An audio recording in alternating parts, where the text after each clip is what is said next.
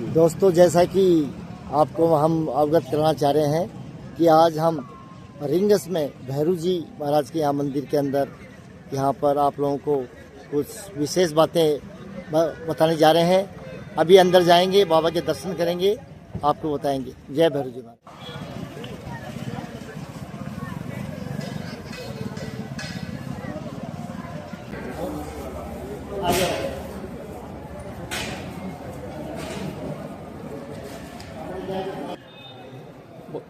आज हम रिंगस के प्राचीन मंदिर भैरू जी के मंदिर में यहाँ पर हैं और मामराज जी जो यहाँ के समिति के अध्यक्ष हैं, मंदिर के बारे में कुछ जानकारी इनसे लेंगे।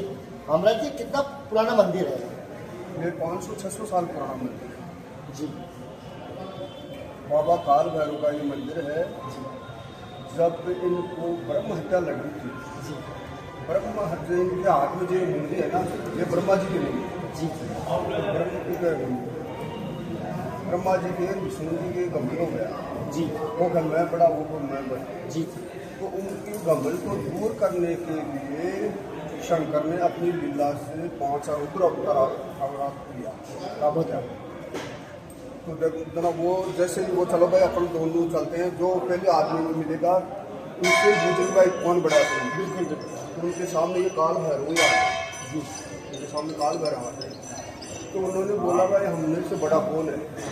उन्होंने बोला भाई बड़ा तो तुम ऐसे करोगे सर, तुम ब्रह्मा जी को बोले भाई तुम ब्रह्मलोक में जाओ, और विष्णु भगवान बोला तुम पाताल लोक में जाओ। और जो यानी शंकर के चरणों के दर्शन करके आएगा विष्णु भगवान, तो तुम बड़ा हो जाओगे। उनको बोला तुम मुकुट का दर्शन करके आओगे तो तुम बड़ा हो जाओगे। तुम दोनों को तो ब्रह्मा जी तो गए ब्रह्मांड में, विष्णु भगवान गए पाताल में जी। तो उन्होंने जाके विष्णु भगवान तो क्या है चक्र थे जी, तो वो तो घुटनों तक जाके और वापसी आ गए। उनको समझ में आ गया कि भाई ये इनका कोई अंत नहीं है और ये तो साक्षात शंकर की लीला है। और ब्रह्मा जी के थोड़ा घमंड था, वो चलता रहा उसको ब्रह्मांड ही कहीं मिले भाई उनका कोई अंत नहीं है, तुम वापसी जाओ जी। मैं तो कैसे जाऊँ फिर?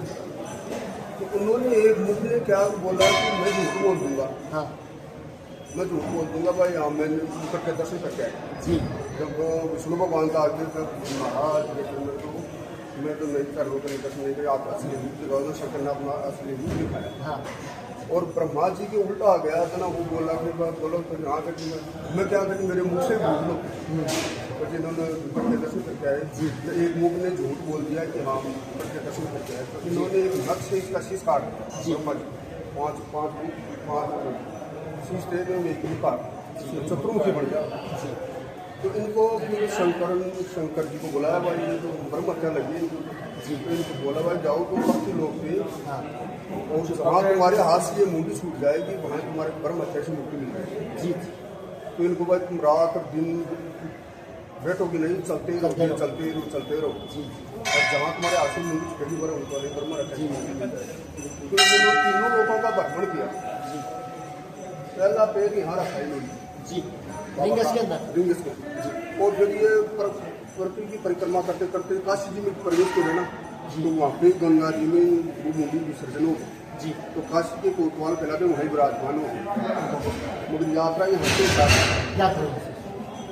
तभी से इनके बाबा का यहाँ स्थान है। बाबा का यहाँ स्थान है सर। ऐसा सुनाई में आ रहा है कि यहाँ पे मतलब ये मसानिया भैरू जी भी बोलते हैं। हाँ, मसानिया के अब इनकी ये तो आपको बता दिया भाई, ये तो कब हुआ था क्या बोला अपन को? ये मंदिर है 600 साल पुराना जी। 600 साल पहले हम जैसे गुजर जाते थे जी, तो हमारे दादा परदादा जो भी हमारे 13-14 मंडोर से उठे हुए जोधपुर के पास में, तो गायें चराते थे। गायों की रक्षा के लिए एक छोटी सी मूर्ति बाबा काल भैरव वो रखा करते थे झोले में जी। वैसे जैसे मान लो कहीं पे भी तंबू पानी वानी की व्यवस्था हो जाती थी, वहीं मिट्टी का टीला बनाया और बाबा को स्थापित कर धूप कर देते थे। 5-10 रात गाड़ी हुआ आपसे उसको झोले में डाल लेते थे। ऐसे करते करते करते मंडोर से जैसे ये पीछे तालाब है जी, ये सामने को तालाब है, ये मिट्टी का टीला। तो यहाँ पे इन्होंने क्या तंबू टान लिया यहीं, और रिंगस के शमशान पे ये चारों देते जी। रिंगस शहर का शमशान थे, उन्होंने मिट्टी के टीले का उसको मूर्ति को काट के स्थापित करते जी, और धूप दाव कर लेते। 10-11 रोज बाद में फिर वो वापसी उसको खाने लगे कि मूर्ति हिली नहीं, हमेशा उठ जाती थी मगर उसकी नहीं। तो वो चक्कर में क्या हुआ, तो फिर मेरे को आकाशवाणी हुई कि तुमने मेरे को वहाँ स्थापित कर दिया जहाँ मेरे को ब्रह्म हत्या की मुक्ति के लिए मैं आया था। तो पहला पैर मैंने ये रखा था, मैं अब यहाँ से कहीं नहीं जाऊँगा, यहाँ विराजमान करूँगा। तब तो ये यहाँ विराजमान है।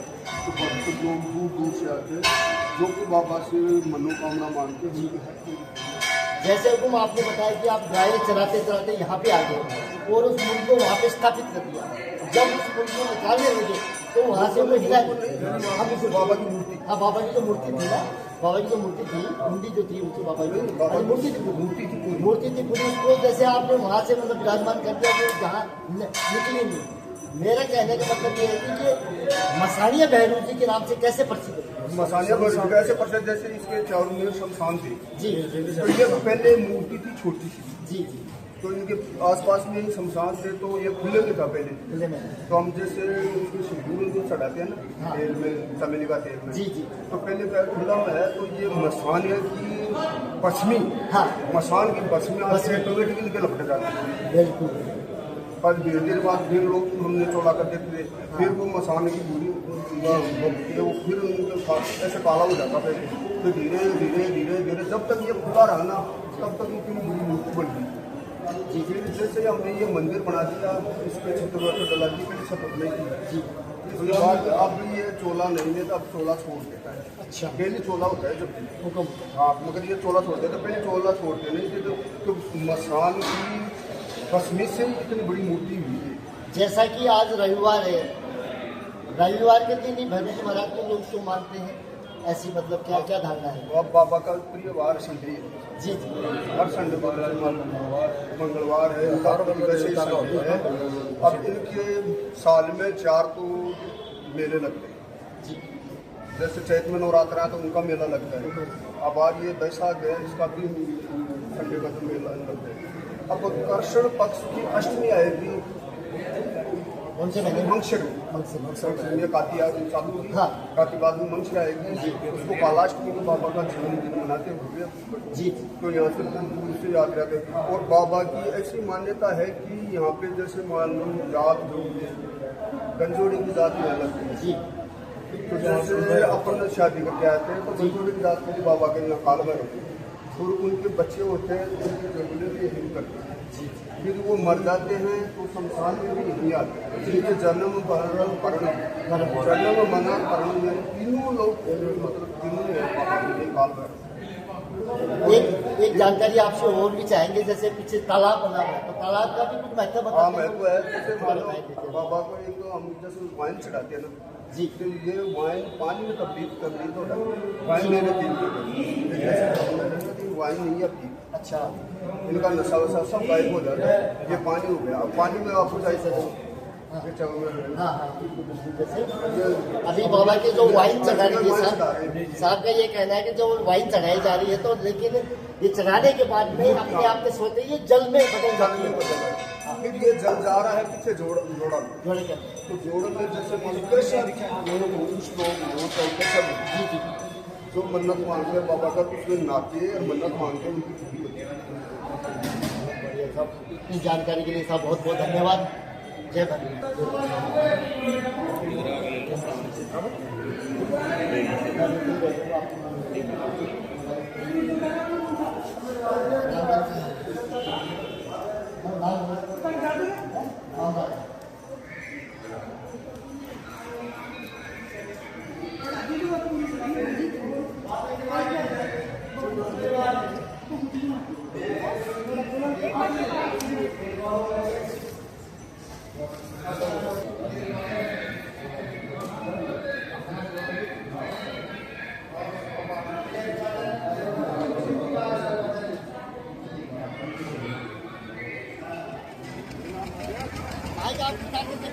आपके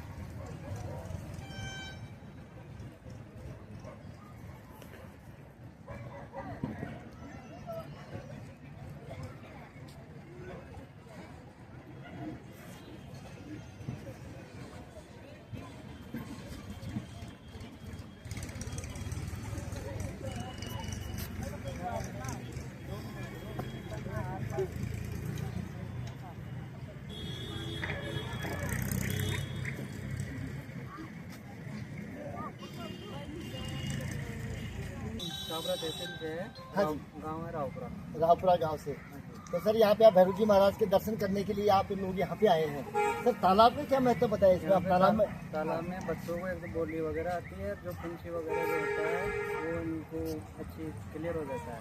मतलब आपका कहने का मतलब है चर्म रोग चर्म रोग। संबंधित जो भी बीमारियां ठीक होती है जी। हाँ। आपके यहाँ पहली बार ही आए हैं जी? आप जी नहीं जी, हम तो बहुत साल से आ रहे हैं। कितने साल से आ रहे हैं यहाँ पे? मुझे हो गए 10-12 साल। आप कहाँ से आए हैं? हम बनारस से हैं। बनारस से आए हैं यहाँ पे।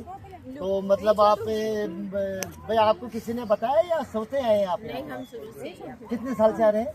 मुझे 10-12 साल हो गए। आपको 10-12 साल हो गए। तो आप यहाँ के आने से मतलब जो भी मतलब ऊपर का ऊपर ही पराई रहता है, जी। ये पानी से नहाने से मतलब उसका संकट दूर होता है। जी जी जी। और मतलब जो भी कोई भी संकट रहती है XYZ, वो सारा ही खत्म हो जाता है। छोटे हो चाहे बड़े हो, सबका सुख शांति आता है यहाँ आने से।